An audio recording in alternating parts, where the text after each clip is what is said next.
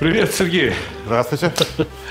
Как дела? Что Все собираешься хорошо. готовить сегодня? Такое красивое все у тебя. Будем готовить татарский национальный суп. Умач называется, суп с клетками.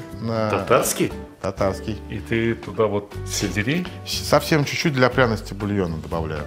Ну, это, наверное, чисто твое такое. Чисто мое решение, да, никого не хочу обидеть, но я чуть-чуть добавляю для себя.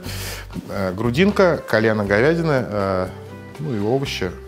Вот здесь набор максимально национальный. Значит, когда на кухне Сергей, я могу вот взять табуреточку, сесть, потому что ему ничего не нужно подсказывать. Этому парню помогать не надо тоже. Потому что я бывал у него в ресторане и видел, как там все хорошо и замечательно. Значит, Сергей работает в Казани, Да. но хочу сказать, что это повар, который мог бы работать в любой стране. Это повар, который мог бы работать в ресторане любого уровня. Очень спасибо большое. Поздравляю тех, кто тебя учил, Сергей. Кто тебя учил, скажи, пожалуйста. Были люди, которые тебя учили кухне? Таких людей как бы было немного, был всего один человек, мой первый шеф-повар, который меня научил очень важной мысли, что все должно быть от души. Давай просто... назовем его имя. Как Дмитрий, да, Дмитрий его звали. Фамилию, к сожалению, я не припомню. Работали с ним недолго. Он до меня донес всю главную идею. Все должно быть от души, и все гениальное просто. Поэтому я преследую в своей кухне некий минимализм, чтобы было все четко и правильно сделано. Где будем варить вот это вот, слушай, в какую кастрюлю поместится вот эта грудинка, это колено, вот такое колено. Смотрите, какие продукты. Здесь 3 килограмма, да, минимум. Куда это все поставим варить? Я вот тут у вас увидел казан. Думаю, в нем мы и заварим всю эту историю. Сергей, поджигай! Так и будет. Что, Сергей, закладываешь Закладываю колено. в холодную воду? Закладываю в холодную, бульон варю всегда в холодной воде. Мясо должно прогреться и давать соки начать свои. То есть мясо у тебя прогревается одновременно с водой, да? Так точно, да. Для начала оно прогреется, закипит, мы снимем первую пеночку, а потом заложим уже овощи и будем уже вести. А что ты мне рассказываешь? Да, я вам что рассказываю. Ты рассказывай. Вот, смотри, у нас зрители вот здесь вот сидят, вот в этой камере, вот видишь, они свысока на тебя смотрят вот эти. Что ты сейчас делаешь с луком?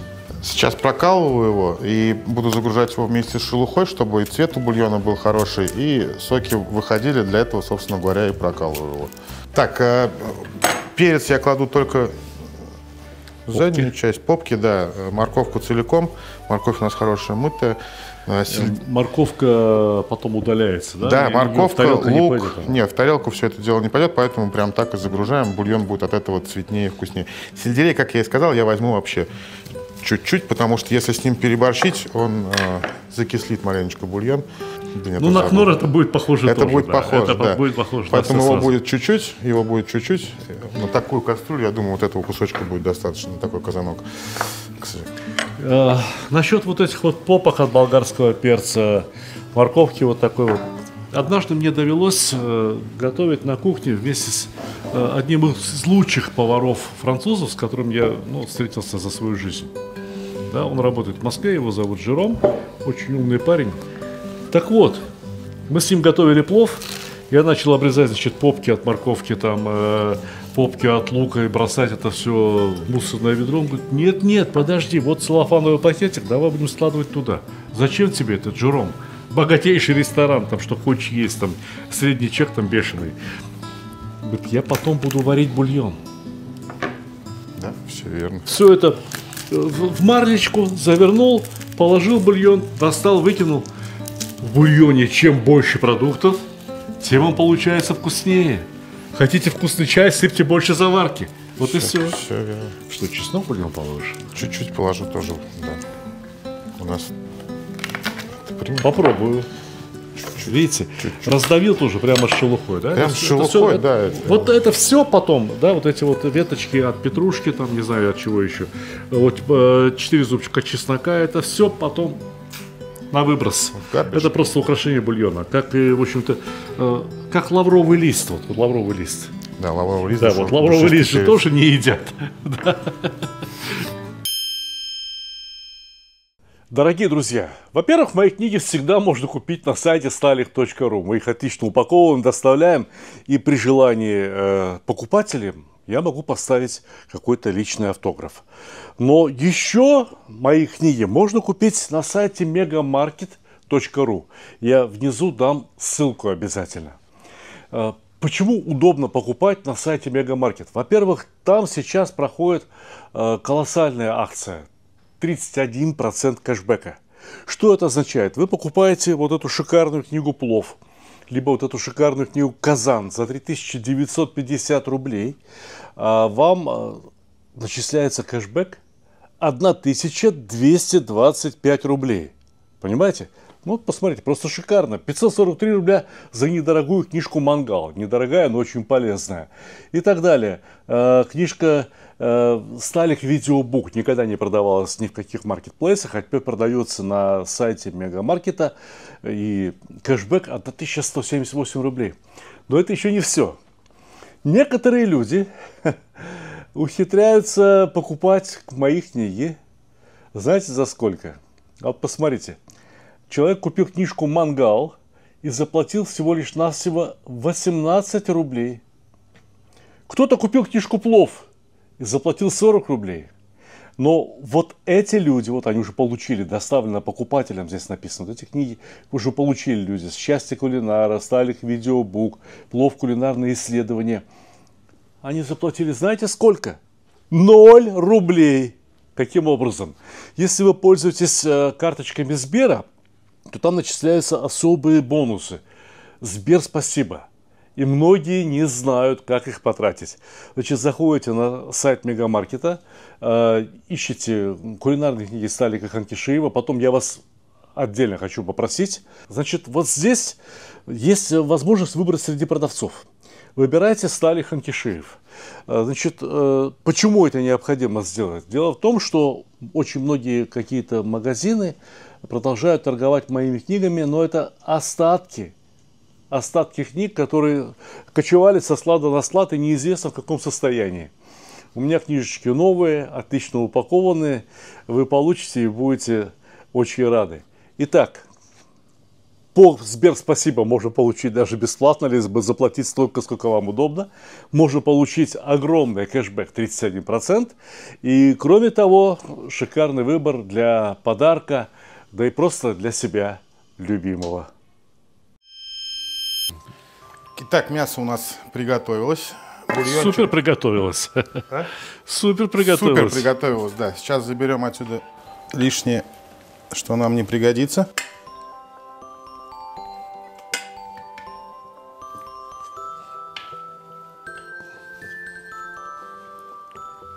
Снимем жирок, добавим туда соли и сварим в нем галушки наши.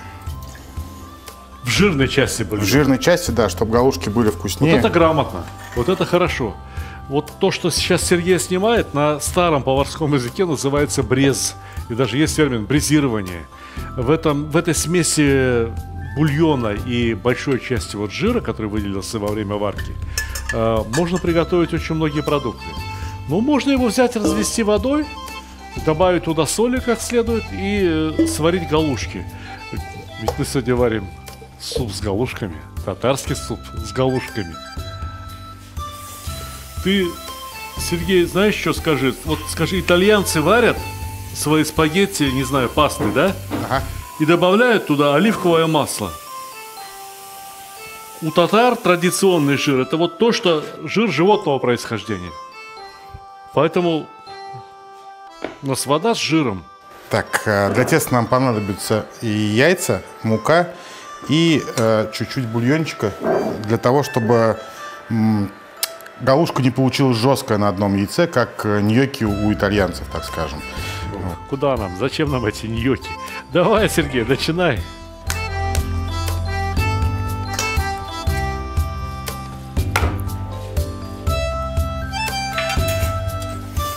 Хорошо разобьем яйца и добавим чуть-чуть. Все, хватит. Чуть-чуть водички. Все, достаточно. Можно туда. Точно? Да. Ну, хорошо. Ох, и вкусно же это получится.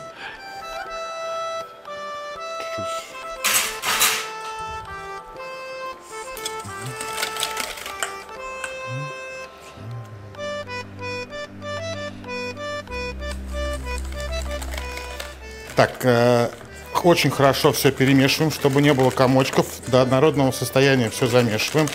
Собираем со стенок муку. Должна получиться густота жирной сметаны. Такой, как у нас был сегодня каймак. Ну, почти что как на оладьи, да? Да. Присяду, послушаю, что... Чему научит Сергей хорошему? Давай. Ну, по сути, итальянцы, мне кажется, с нас взяли пример. Конечно. Со своими ньоками.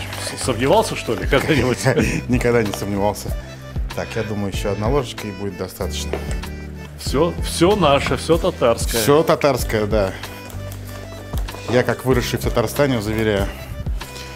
Знаешь что? Вот эту воду, в которой мы будем варить, да?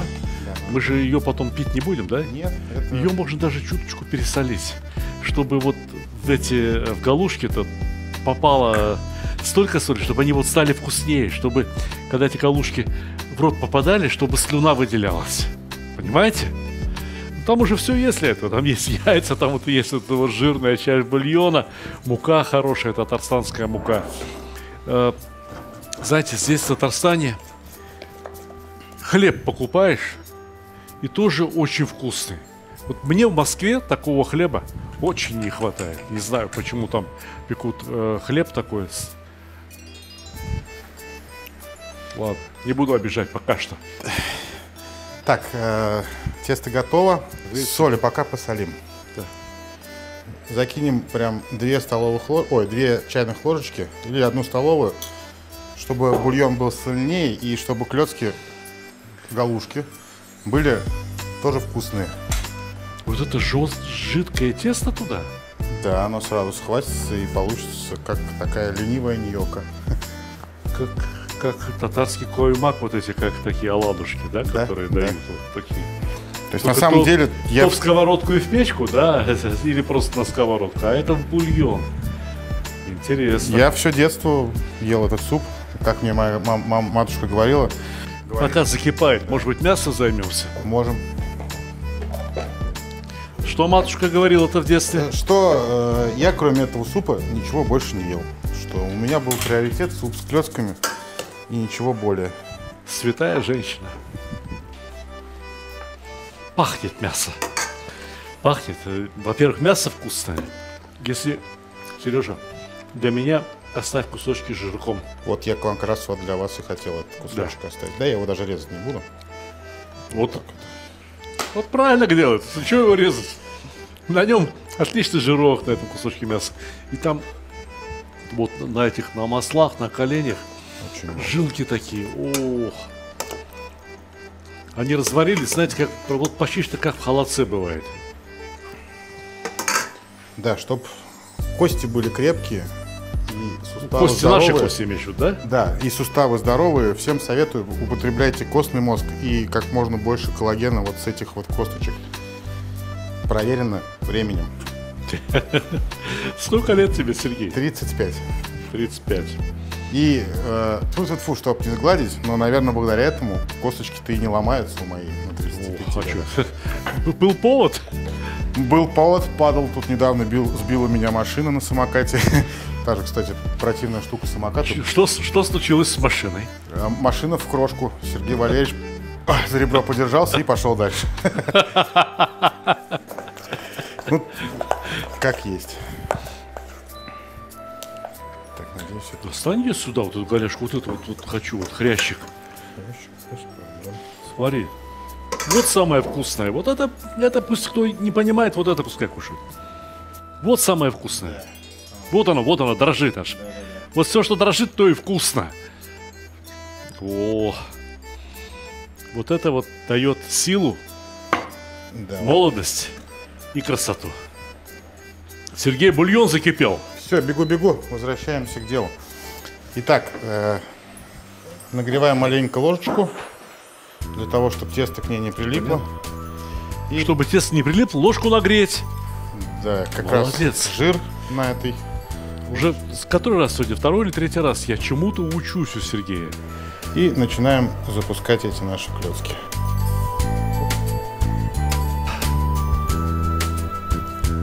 Не знаю, что, как сказать. Хочу помолиться, чтобы мне и через 20 лет, и через 30 лет встречались молодые ребята, у которых есть чему поучиться. Потому что сегодня я прожил день не зря. Я научился некоторым интересным приемам. Я вот такие клёцки никогда не пробовал. Несмотря на то, что вроде бы с представителями татарского народа был достаточно близок, а вот такого не пробовал. Как определяешь, готовые и не готовые? Они всплывут. Они всплывут, поварятся 2-3 минутки и готово. Это принцип пельменный, так скажем. Ну, там яйцо-то взбивали чуть-чуть, и вот оно разбухает, вот и всплывает тесто. Ну, по мне-то, когда оно всплыло, и 2-3 минутки. Так, я никогда еще не промахивался. А тесто прямо липкое, оно же вот...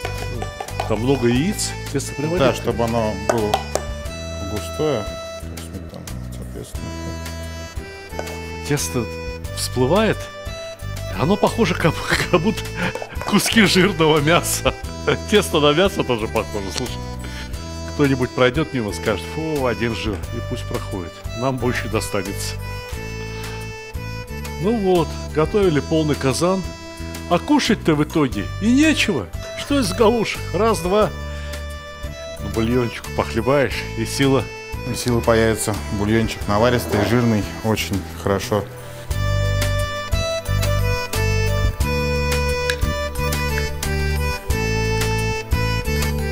Есть ведь рестораны, которые специализируются на том, что они готовят только костный мозг. Все готово. Готово? Давай вот на это, на красивое татарское блюдо. Посмотрите, какое блюдо. Видите? Вот Татарстан. Блюдо такое, татарча. Они благодаря тому, что в жирном бульончике сварились, получились еще вкуснее. Конечно. Блестят, Еще вон бы. как они. Еще бы. На выставку нести надо. Свежей зеленью. Вот. Вот так-то будет красиво. Все. Все зеленое, все такое татарстанское, настоящее. Для этого я еще сейчас сделаю чесночное сливочное масло. Чтобы, С чесноком? да, чтобы галушечки макать туда. И все это есть и запивать горячим бульоном, закусывать сочным мясом. Послушай, что-то чудится знакомое. Да, очень Что-то знакомое. чудится родное. Родное, да. Я уже ел такие вот галушки с вареным мясом и с чесноком. Я ел. Наверное, в Казахстане. Какой Казахстан? Салам алейкум, Чечня. Салам алейкум, все войнахи, ингуши, чеченцы. Это же прям вот Родные люди. войнахский вкус, понимаете? Мясо с чесночным соусом. А где еще? Ну-ка давай, что-то про Казахстан хотел сказать. А то я тебя перебил. На самом деле в Казахстане это называется бешбармак. Ну, они с луком и тесто раскатывают. Да, и они немножко раскатывают тесто. В Дагестане это хинкал, и там очень много разновидностей. Аварский хинкал. Это, Да, ну, там сколько народов в Дагестане, да, 40 или больше, если мне память не изменяет, 6 или 56 народностей и языков в Дагестане. Ну, выясняется. Это все восточное, это все... Когда смотришь на еду, вот на Очень все похоже. еду дагестанцев, вайнахов, татар, казахов, понимаешь, что мы все дети одной земли. Мы все дети Евразии. Да. Здесь, кто живет в Евразии, у кого есть казан, у кого есть мясо, у кого есть пшеница, мимо этого блюда никак не пройдут. Понимаете, оно автоматически изобретается, это блюдо, вот именно так. Еще и зелень туда добавишь, да, это масло. И подсолить. Всего чуть-чуть, чтобы все по чуть-чуть имело свой вкус. Ну, а плесни вместе... туда еще ложечку горячего бульона, горячего жира. Прям возьми вот оттуда, вон, да и плесни. Будет же еще вкуснее, еще лучше будет. Вот. Бульончику налью, позволишь? Да, конечно. Одну косушечку.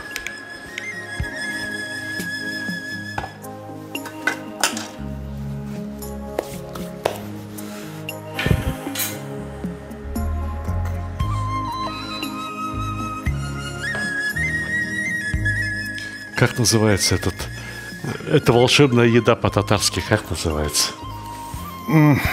Вообще, это умащ, но мы его подали, как и все восточные и кавказские народности, отдельно. От мяса отдельно, галушки отдельно, бульон отдельно. А можно было бы и смешать. А можно все это смешать, и получится татарский суп умащ, который варится либо на говяжьем, либо на курином бульоне. И когда подают этот суп умач, знаете, что говорят? Они всегда говорят: «Ашларыгыз там лепулсын».